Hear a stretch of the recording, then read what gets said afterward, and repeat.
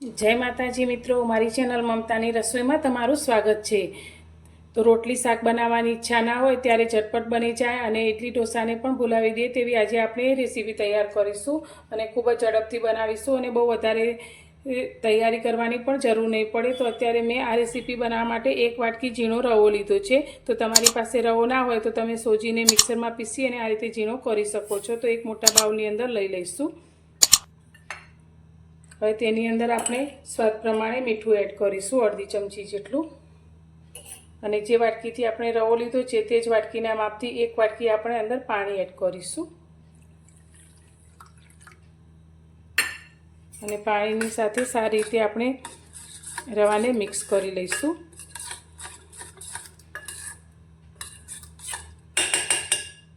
આ રીતે મિક્સ કર્યા પછી હવે ઢાંકી અને આપણે તેને થોડીવાર માટે રેસ્ટ કરવા દઈશું। હવે આપણે એક વઘાર તૈયાર કરી લઈશું। તેના માટે અત્યારે મેં કઢાઈમાં 3 ચમચી જેટલું તેલ લીધું છે। તો હવે અત્યારે 1 ચમચી ચણાની દાળ અને 1 નાની ચમચી આપણે અડદની દાળ લીધી છે। તો આની અંદર આ દાળનો ઉપયોગ કરવાથી તેનો ટેસ્ટ ખૂબ જ સરસ આવે છે। તો તે આપણે કઢાઈની અંદર લઈ લઈશું અને આને આપણે થોડી ફૂલી જાય ત્યાં સુધી સાંતળી લઈશું। તો આ રીતે હલાવતા જઈ અને તેને સાંતળીશું। તો આ નાસ્તામાં દાળ એડ જરૂરથી કરવી।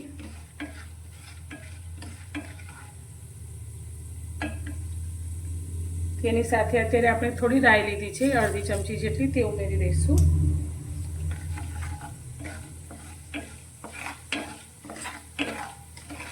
આ રીતે હલાવતા જઈ અને વઘારને આપણે સારી રીતે સાતળવાનો છે।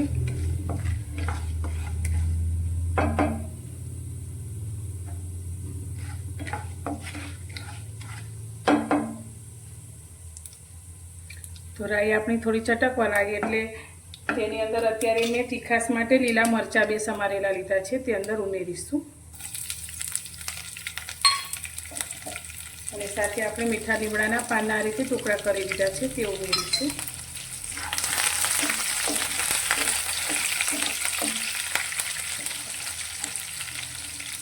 અડધી ચમચી જેટલું આપણે જીરું ઉમેરીશું।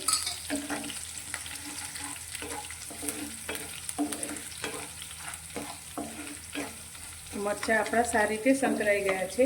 તો અત્યારે હવે તેની અંદર અત્યારે મેં શેજવાન સોસ લીધો છે, તે આપણે 1 ચમચી જેટલો ઉમેરીશું। તમારી પાસે ના હોય તો તમે સ્કીપ કરી શકો છો અથવા તો તમે લસણની ચટણી પણ અંદર એડ કરી શકો છો।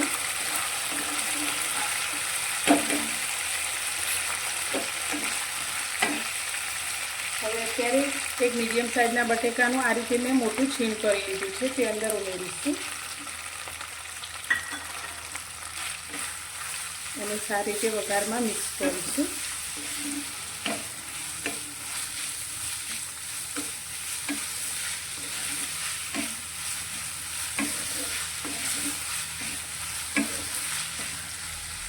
હવે એની સાથે અત્યારે મેં ચોખાના પૌવા લીધા છે, જે 2 ચમચી જેટલા લીધા છે, તે અંદર ઉમેરીશું। આનાથી ક્રન્ચી ટેસ્ટ ખૂબ જ સરસ આવે છે। તો બટેકા અને પૌવા આપણા થોડા સોફ્ટ થાય ત્યાં સુધી તેને સાતળવાના છે। તો અત્યારે સ્વાદ પ્રમાણે અંદર મીઠું એડ કરીશું, અડધી ચમચી જેટલું આપણે મીઠું એડ કરીશું અને સાથે કલર માટે અડધી નાની ચમચીથી થોડી ઓછી એવી હળદર એડ કરીશું।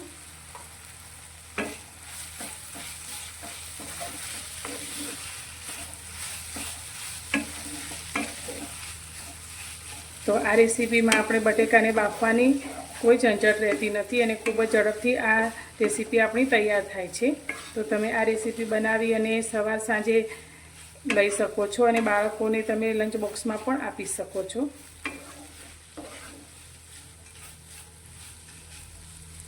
બટેકા આપણે એકદમ સરસ સોફ્ટ થઈ જાય ત્યાં સુધી તેને ઢાંકી અને થવા દઈશું। તો 2 મિનિટ જેવું થયું છે, તો હવે આપણે બટેકાને ચેક કરી લઈએ। તો બટેકા આપણા સરસ એવા સોફ્ટ થઈ ગયા છે। તો બહુ વધારે સોફ્ટ ન થાય તો કંઈ વાંધો નહીં, પણ આ રીતે થોડા સોફ્ટ થઈ જાય, આ રીતે આપણે ચમચાથી તોડીએ તો તે તૂટી જાય છે, એટલા સોફ્ટ થઈ ગયા છે। તો હવે ગેસની ફ્લેમ બંધ કરી દઈશું। હવે આપણે રવાને લઈ લઈશું। તો રવો પણ આપણો સારી રીતે પાણીમાં ફૂલી ગયો છે, તમે જોઈ શકો છો આ રીતે। તો તો હવે આપણે જે વઘાર બટેકાનો તૈયાર કર્યો છે તે ગરમ જ આની અંદર એડ કરી દઈશું. તો આને ઠંડુ કરવાની આપણે બિલકુલ જરૂર નથી, પણ ગરમ ગરમ જ અંદર એડ કરી દઈશું.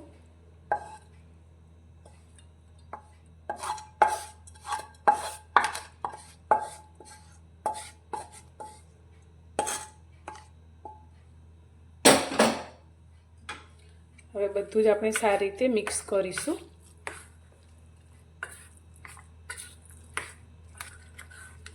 હવે આની અંદર અત્યારે આપણે લીલા ધાણા લીધા છે તે અંદર એડ કરીશું અને તેની સાથે અત્યારે 1 ચમચી આપણે ધાણા જીરું એડ કરીશું. તો આની અંદર બહુ વધારે બહારના કોઈ મસાલા લાવવાની જરૂર નથી. ઘરમાં જે વસ્તુ હોય તે જ મસાલા સાથે જ આપણે આ રેસીપી તૈયાર કરીએ છીએ, તો પણ એકદમ સરસ એવી બનીને તૈયાર થાય છે. તો તમે ઇડલી ઢોસા પણ આની આગળ ભૂલી જશો. હવે આની અંદર આપણે અડધા લીંબુનો રસ એડ કરીશું. જો તમારી પાસે લીંબુ ના હોય તો તમે આમચૂર પાવડર પણ લઈ શકો છો.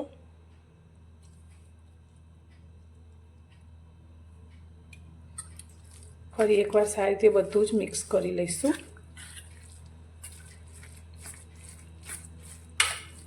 તો બધું જ સરસ એવું મિક્સ કરી લીધું છે. તો હવે આમાંથી આપણે નાસ્તો તૈયાર કરીશું.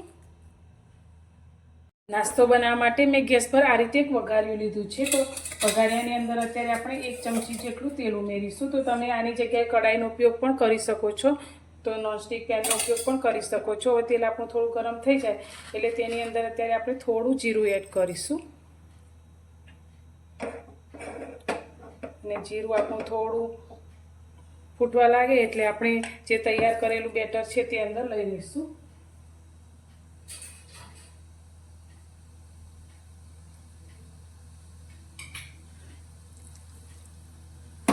તો અત્યારે આપણે 1 ચમચા જેટલું અંદર લઈશું. તો આ નાસ્તાને બનતા પણ વધારે સમય નથી લાગતો. ખૂબ જ ઝડપથી નાસ્તો બનીને તૈયાર થાય છે. બધી જ બાજુ સરખી રીતે આપણે ફેલાવી લઈશું.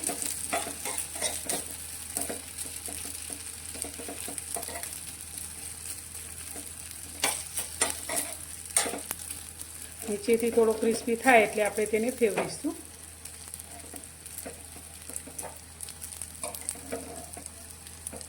તો નાસ્તો આપણો આ રીતે ઉપરથી થોડો ડ્રાય અને નીચેથી ક્રિસ્પી થઈ ગયો છે. તો હવે નાસ્તાને આપણે પલટાવી લઈશું.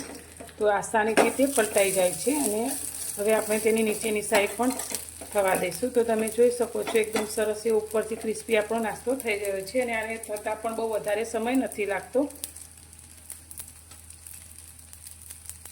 તો હવે નીચેથી પણ આપણે નાસ્તાને ફેરવી લઈશું. તો તમે જોઈ શકો છો એકદમ સરસ એવો ક્રિસ્પી આપણો નાસ્તો બનીને તૈયાર થયો છે. તો હવે તેને આપણે કાઢી લઈશું અને આ જ રીતે બીજા નાસ્તાને તૈયાર કરીશું. તો આ નાસ્તો બનતા બહુ વધારે સમય બિલકુલ નથી લાગતો. તો ફરી આપણે નાની અડધી ચમચી જેટલું તેલ ઉમેરીશું, ચપટી જેટલું જીરું ઉમેરીશું અને ફરી આપણે 1 ચમચા જેટલું બેટર અંદર લઈ લઈશું.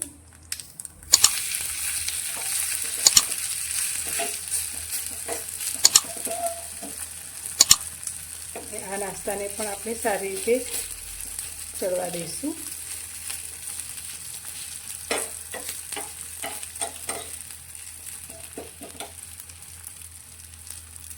તો મિત્રો તૈયાર છે આપણી ઝટપટ બનતી એકદમ નવી જ રેસીપી, જે ઇડલી ઢોસાને તમે ભૂલી જશો એટલી ખાવામાં ટેસ્ટી બને છે અને બનાવવામાં પણ ખૂબ જ સરળ ઘરમાં રહેલી વસ્તુમાંથી તૈયાર થાય છે.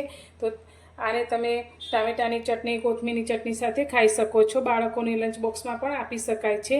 તો તમને મારી આજની આ રેસીપી કેવી લાગી? પસંદ આવી હોય તો કોમેન્ટમાં જરૂરથી જણાવજો અને હા, લાઈક કરવાનું બિલકુલ ભૂલતા નહીં. અને તમે મારો વિડીયો ક્યાંથી જુઓ છો તે પણ જણાવજો. અને મારી આ રેસીપી તમને પસંદ આવી હોય તો વિડીયોને લાઈક, શેર અને ચેનલને સબસ્ક્રાઈબ કરવાનું બિલકુલ ભૂલતા નહીં. તો ફરી મળીશું એક નવી જ રેસીપી સાથે નવા વિડીયોમાં.